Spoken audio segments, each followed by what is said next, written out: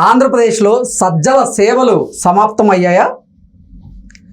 ప్రభుత్వ సలహాదారుల మీద కేంద్ర ఎన్నికల సంఘం వేటు వేయబోతోందా అంటే అవునని సమాధానం ఇస్తున్నారు కొంతమంది రాజకీయ విశ్లేషకులు. ఇక ఇదే విషయానికి సంబంధించి మనతో మాట్లాడేందుకు ప్రముఖ రాజకీయ విశ్లేషకులు, ప్రముఖ సీనియర్ జర్నలిస్ట్ సిఎస్ రావు గారు మనతో ఉన్నారు. సార్తో మాట్లాడదాం. Sir, hi sir. హలో. ఆంధ్రప్రదేశ్లో సజ్జల సేవలు ఇక సమాప్తం కాబోతున్నాయని కేంద్ర ఎన్నికల సంఘం ప్రభుత్వ సలహాదారుల మీద వేటు వేయబోతోంది అంటూ ఒక వార్త సోషల్ మీడియాలో చక్కర్లు కొడుతోంది. ఏంటి సార్ ఆ వార్తని మనం నమ్మచ్చు అంటారా? ఒకటి, రాష్ట్ర ఎన్నికల సంఘమే అసలు ఈ సలహాదారులని ఎన్నికల కమిషన్ పరిధిలోకి వస్తారా రారా, ఎన్నికల కమిషన్ ఏదైతే చట్టం ఉందో మార్గదర్శకాలు ఉన్నాయో వాటి పరిధిలోకి వస్తారా రారా అనే దాని మీద గత 15 రోజుల నుంచి అధ్యయనం చేస్తుంది. దీని మీద క్లారిఫికేషన్ కోసం రాష్ట్ర ఎన్నికల కమిషన్ కేంద్ర ఎన్నికల కమిషన్కి ఒక లెటర్ కూడా రాసింది. సో కేంద్ర ఎన్నికల కమిషన్ ఒక స్పష్టతను కూడా ఇచ్చినట్టు తెలుస్తుంది. ఎవరైతే సలహాదారులు ఉన్నారో వాళ్ళు ఎన్నికల కమిషన్ నిబంధనలను ధిక్కరిస్తే వాళ్ళ మీద వేటు వేయొచ్చు అనేటువంటి పాజిటివ్ సంకేతాలు కేంద్ర ఎన్నికల కమిషన్ నుంచి రాష్ట్ర ఎన్నికల కమిషన్కి వచ్చినట్టు కూడా మనకు విశ్వసనీయంగా తెలుస్తుంది. ఇప్పుడు అది గనక ఇంప్లిమెంట్ అయితే ఇమీడియట్ గా ఎవరిపైన వేటు పడుతుందంటే సజ్జల రామకృష్ణారెడ్డి మీద వేటు పడుతుంది. కారణం ఏంటంటే సజ్జల రామకృష్ణారెడ్డి ప్రతి అంశానికి ఆయనే ముందుకు వచ్చి ప్రెస్ మీట్లు పెడుతూ ఉంటారు. ఆయనేమో ప్రజా సొమ్ముతోటి ప్రజా జీతాన్ని తీసుకుంటూ ఉన్నారు, ప్రజా ధనాన్ని తీసుకుంటున్నారు. ప్రజాధనాన్ని తీసుకుంటూ ఆయన క్యాబినెట్ హోదాను అనుభవిస్తున్నారు. అంటే ఒక రకంగా చెప్పాలంటే పబ్లిక్ సర్వెంట్, అంతే కదా. ఆయనేమో డైరెక్ట్ ఎలక్షన్లో ఎన్నుకోబడలా. ఈ సలహాదారులు ఎవరైనా సరే డైరెక్ట్ ఎన్నికల్లో ఎన్నుకోబడలా. డైరెక్ట్ ఎన్నికల్లో ఎన్నుకోబడితే అప్పుడు వేరే వాళ్ళ మార్గదర్శకాలు వేరే ఉంటాయి. సో వాళ్ళైనా సరే మతపరమైనటువంటి ప్రాంతాల పరమైనటువంటి విద్వేషాలను రెచ్చగొట్టేలాగా వాళ్ళు కూడా ప్రసంగించకూడదు, డైరెక్ట్ ఎన్నికల వాళ్ళు కూడా. కానీ వీళ్ళు నామినేటెడ్ అంటే సివిల్ సర్వెంట్స్ లాగా, అంటే ప్రజాసేవ చేయడానికి వచ్చినటువంటి వాళ్ళ లాగా వీళ్ళు.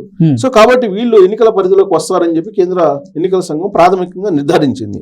దాంతో ఇప్పుడు ఆంధ్రప్రదేశ్ లో సజ్జల రామకృష్ణారెడ్డి లాంటి వాళ్ళు క్యాబినెట్ హోదాను అనుభవిస్తున్నటువంటి వాళ్ళు దాదాపు 40 నుంచి 50 మంది దాకా ఉన్నారనేది ఒక లెక్క.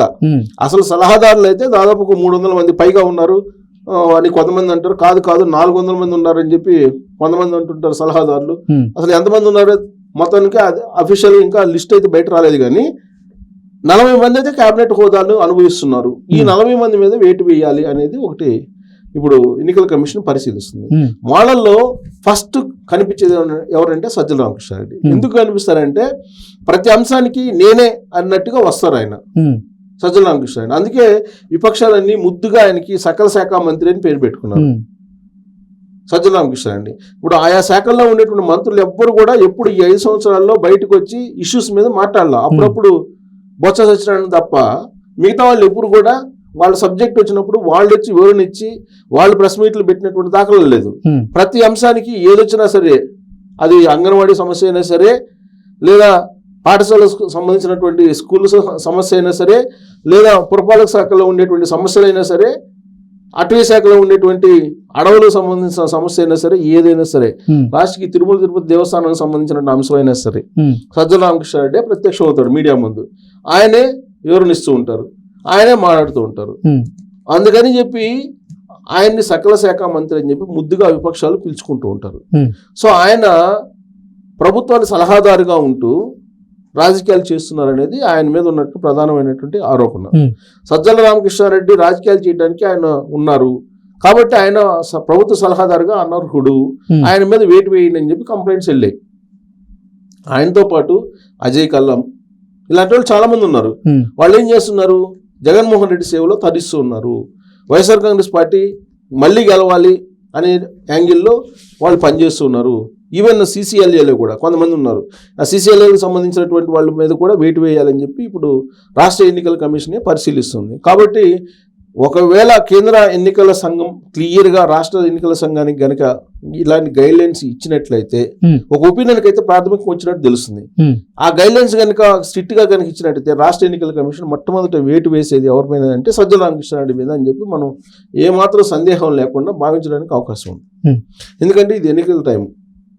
ఈ ఎన్నికల టైంలో ప్రభుత్వ సలహాదారుగా ఉంటూ ప్రభుత్వ ధనాన్ని నువ్వు కొన్ని లక్షల రూపాయలు జీతాలు తీసుకుంటూ పార్టీ ప్రచారం చేసుకోవడానికి అనుమతి ఎవరిస్తారు? ఎవరు కాబట్టి ఈ 40 మంది ఎవరైతే ఉన్నారో క్యాబినెట్ హోదాలో వాళ్ళందరినీ కంప్లీట్గా అవాయిడ్ చేయాలి, తీసేయాలి అనేటువంటి ఒక ఆలోచన చేస్తున్నట్టు కూడా తెలుస్తుంది. అది కనుక చేస్తే కనుక ఇప్పుడు టోటల్గా వైఎస్ఆర్ కాంగ్రెస్ పార్టీ సంబంధించి ప్రచారం చేస్తున్నటువంటి సలహాదారులు ఎవరైతే ఉన్నారో వాళ్ళు ఎన్నికల విధుల నుండి దూరంగా ఉండాల్సి వస్తుంది. ఇప్పుడు ఏ విధంగా అయితే వాలంటీర్ల మీద రాష్ట్ర ఎన్నికల సంఘం నిర్ణయం తీసుకుంది కదా, వాళ్ళు గౌరవేతనం తీసుకుంటున్నటువంటి వాళ్ళే. అఫ్ కోర్స్ వాళ్ళు 5,000 తీసుకుని ఉండొచ్చు, వీళ్ళు 1,50,000, 2 లక్షలు లేదా 3 లక్షలు 5 లక్షలు తీసుకునే వాళ్ళు కావచ్చు. కొన్ని కోట్ల రూపాయలు సజ్జల రామకృష్ణారెడ్డి అకౌంట్లో ఉన్నాయి అని చెప్తున్నారు. కొన్ని కోట్ల రూపాయల అకౌంట్లో వేశారు ఆయనకి అని చెప్పేసి ఆయన ఇచ్చినటువంటి సలహాల కోసం. సో ఏదైనా అంటే గౌరవవేతనం అమౌంట్లో తేడా ఉండొచ్చు, బట్ అందరు సలహాదారులేగా గౌరవవేతనం తీసుకునేటువంటి వాళ్ళే. ఎవరు నామినేటెడ్ పదవుల్లో ఉన్న వాళ్ళందరూ కూడా గౌరవ వేతనం తీసుకుంటున్నటువంటి వాళ్ళ జాబితాలోనే వస్తారు. అంటే వాలంటీర్లకు వర్తింపజేసినటువంటి మార్గదర్శకాలు వీళ్ళకి ఎందుకు వర్తింప చేయకూడదు అనే వాదన వినిపిస్తుంది. సో కాబట్టి వీళ్ళకి వాలంటీర్లకు వర్తింపజేస్తూ వాళ్ళని ఎన్నికల విధులకు దూరంగా ఉంచారు కాబట్టి వీళ్ళని కూడా ఎన్నికల విధులకు దూరంగా ఉంచాలి అనేటువంటి ఒపీనియన్ వ్యక్తం చేశారు. తెలుగుదేశం పార్టీ ఆల్రెడీ కేంద్ర ఎన్నికల సంఘానికి కంప్లైంట్ చేసింది. దాని మీద అధ్యయనం చేసిన తర్వాత కేంద్ర ఎన్నికల సంఘం ఒక ఒపీనియన్కి వచ్చింది. కరెక్టే కదా, వీళ్ళు చెప్పినటువంటి ఒపీనియన్ వాళ్ళు ఒకటే కదా, కాబట్టి తీసుకునేటువంటి అమౌంట్ లో తేడా ఉంది తప్పితే మార్గదర్శకాలు ఒకటే కదా, అందరూ గౌరవవేతనం తీసుకుంటున్నటువంటి వాళ్లే కదా, కాబట్టి వీళ్ళని దూరంగా పెట్టడానికి మార్గదర్శకాలు ఒప్పుకున్నప్పుడు వీళ్ళని కూడా దూరంగా పెట్టాలి కదా అనేటువంటి ఒక ఒపీనియన్కి వచ్చింది. దాంతో ఇప్పుడు సజ్జల సేవలు ఇంకా సమాప్తం అని చెప్పి అనుకోవడానికి అవకాశం ఉంది. ఇప్పుడు తాడేపల్లి కోర్టులో ఉన్నటువంటి సలహాదారులు హైరానా కూడా అదే కనిపిస్తుంది. ఇప్పటి వరకు హ్యాపీగా పనిచేసినా చేయకపోయినా, సలహాలు ఇచ్చినా ఇవ్వకపోయినా, అసలు సలహాలు ఇవ్వడానికి అవకాశం లేకపోయినా నెల జీతాలు అయితే తీసుకుంటున్నారు వాళ్ళు. లక్షల రూపాయలు సలహాదారులు ఉన్నారు ఆంధ్రప్రదేశ్లో అనేది ఇప్పటి వరకు అధికారికంగా కానీ అనధికారికంగా కానీ ఒక లెక్కలు అయితే లేవు, ఎవరికి తెలియనటువంటి పరిస్థితి ఉంది. సో దీని ద్వారా అయినా అసలు ఎంతమంది సలహాదారులు ఉన్నారు ప్రభుత్వానికి అనేది బయటపడే అవకాశం ఉందంటారా? ఉంటుంది, డెఫినెట్ గా ఉంటుంది. ఇప్పుడు వీళ్ళేంది ఫస్ట్ ఏంటి, అసలు ముందు 40 మంది క్యాబినెట్ హోదాను అనుభవిస్తున్నారు వాళ్ళు, ముందు వాళ్ళని తీసేయండి. ఎందుకంటే క్యాబినెట్ హోదాను అనుభవిస్తున్నారంటే వాళ్ళు చెప్పింది యంత్రాంగం వినే అవకాశం ఉంది. ఇప్పుడు క్యాబినెట్ హోదాలో ఉన్నటువంటి వాళ్ళ మాట యంత్రాంగం వింటుంది. సజ్జల రామకృష్ణారెడ్డి ఫోన్ చేసి ఎవరికైనా చెప్తే మౌఖికంగా కింది సిబ్బంది వింటారు కదా, అంటే వాళ్ళ ఇన్ఫ్లుయెన్స్ ఎక్కువగా ఉంటుంది. ఎలక్షన్ లో వాళ్ళ ఇన్ఫ్లుయెన్స్ ఎక్కువగా ఉంటుంది. అందుకే ముందు క్యాబినెట్ ర్యాంక్ లో ఉండేటువంటి వాళ్ళని తీసేయండి ఎన్నికల విధుల నుంచి అని చెప్పి ఒక డిమాండ్. ఇప్పుడు ఆ డిమాండ్ ప్రకారం ఈ 40 మందిని పక్కన పెట్టే అవకాశం ఉంది. అసలు మొత్తం సలహాదారుని అసలు తీసేయాలని చెప్పి చెప్పొచ్చు కూడా. ఇప్పుడు మొత్తం సలహాదారులు తీసేస్తే కొన్ని 100 మంది వెళ్ళిపోతారు. ఇప్పుడు అవసరమైనా లేకపోయినా చాలా మంది, కొన్ని 100 మంది ఉన్నారు.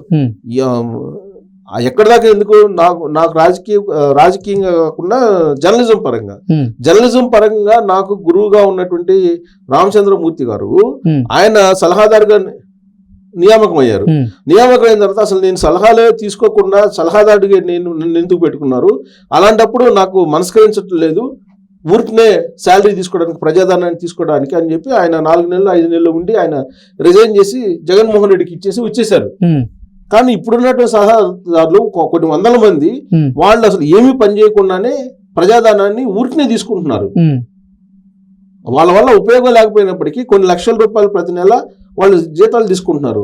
సో అలాంటి వాళ్ళు అవసరమా ఇప్పుడు అనేది ఎన్నికల కమిషన్ పరిశీలిస్తుంది. ఇప్పటికే దుర్వినియోగం అయింది. 5 సంవత్సరాల నుంచి ఊరికే కూర్చొని పని చేయకుండా, సలహాలు లేకుండా, అసలు సలహాలు ఎవరికి ఇస్తున్నారు? సలహాలు ఇస్తే తీసుకునే వాళ్ళు ఎవరు అక్కడ? జస్ట్ వాళ్ళకి ఏంటంటే వైఎస్ఆర్ కాంగ్రెస్ పార్టీకి సేవ చేసినందుకు, జగన్మోహన్ రెడ్డి సేవ చేసినందుకు వాళ్ళకు ఒక కుర్చీ ఛాంబర్ ఇచ్చేసి 1,50,000 నుంచి 5 లక్షల వరకు జీతాలు ఫిక్స్ చేసేసి వాళ్ళని కూర్చోబెట్టారు. ప్రజాధనమే కదా. జగన్మోహన్ రెడ్డి ఆయన సొంత సంస్థలు అయితే ఆ విధంగా కూర్చోబెడతారా? ప్రజాధనం కాబట్టి ఇచ్చేస్తున్నారు, సొంత పార్టీకి ఉపయోగించుకుంటున్నారు. సొంత పార్టీ ప్రమోషన్ కోసం వాళ్ళందరినీ ఉపయోగించుకుంటూ కొనసాగిస్తున్నారు. అలాంటి సమయంలో వీళ్ళ అవసరమా అనేది ఎన్నికల కమిషన్ కూడా పరిశీలిస్తుంది. సో ఎన్నికల కమిషన్ నామ్స్ ప్రకారం ఒక నిర్ణయానికి వచ్చింది. సో సజ్జల రామకృష్ణారెడ్డితో పాటు క్యాబినెట్ హోదాలో ఉన్నటువంటి వాళ్ళ మీద మొదటి విడత వేటు పడే అవకాశం ఉంది. రేపో మాపో మిగిలినటువంటి వాళ్ళ మీద కూడా, సలహాదారుల మీద వేటు తప్పదు అనేది చాలా క్లియర్గా ఇప్పుడు తాడేపల్లిలో జరుగుతున్న చర్చ అదే, అలాగే వైఎస్ఆర్ కాంగ్రెస్ పార్టీలో కూడా అదే జరుగుతుంది. So Okay. ఇది కొంత హైరాణ కలిగించేటువంటి అంశంగా వైఎస్ఆర్ కాంగ్రెస్ పార్టీకి ఉంది. ఎందుకంటే జగన్మోహన్ రెడ్డి సొంత జేబులో నుంచి ఒక పైసా ఇవ్వకుండా ఉమ్, జనం డబ్బుతోటి రాజకీయాలు చేస్తున్నాడు ఆయన. ఉమ్. సో ఇప్పుడు దానికి ఫుల్ స్టాప్ పెట్టడానికి ఎన్నికల కమిషన్ సిద్ధమైందని చెప్పి మనం భావించడానికి ఛాన్స్ ఉంది. Okay sir, thank you so much.